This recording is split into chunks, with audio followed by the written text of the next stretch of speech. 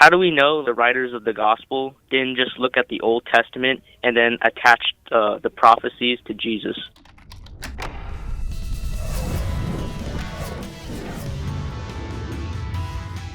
Well, I think, once again, that assumes, Ryan, that these gospel writers had malintentions, right? It assumes that their intentions in communicating to us what Jesus said and did was not historically reliable, and that they were intending simply to fabricate events to fit a particular theological paradigm that they had.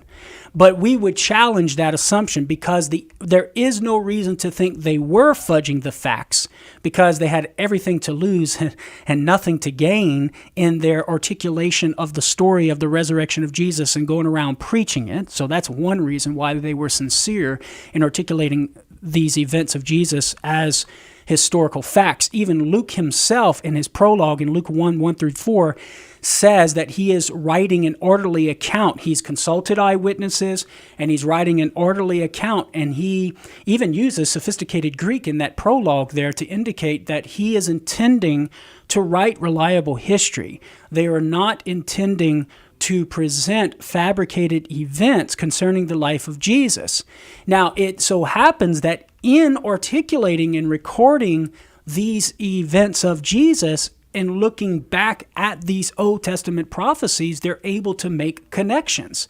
And that's reasonable. They see Jesus do this. They remember the Jewish prophecies of old. They make a conclusion. Jesus is fulfilling that prophecy. We just celebrated, not too long ago, Jesus triumphantly riding into Jerusalem on a donkey. These early Christians experienced that, remembered the Zechariah's prophecy of the Messianic king riding on a donkey, and they made that connection. But that connection does not mean they were fabricating the events of Jesus. So even though we affirm the connection they were making, that does not entail fabrication of the events.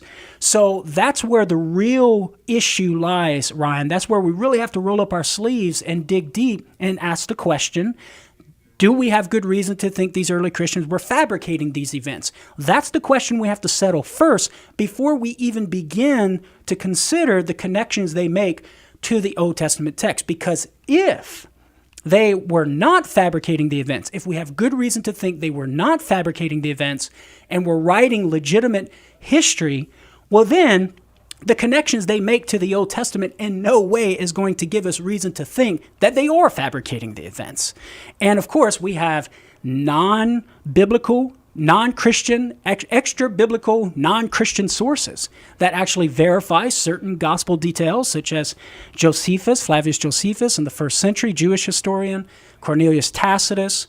We also have archaeological evidence. So we have all of this extra-biblical information that confirms many of the details that the gospel writers include in their gospels, which shows us that they did write reliable history. And that's just one reason among many to think that these early Christians were not fabricating these events. And consequently, the connections they make to the Old Testament do not give us reason to think they were fudging the facts.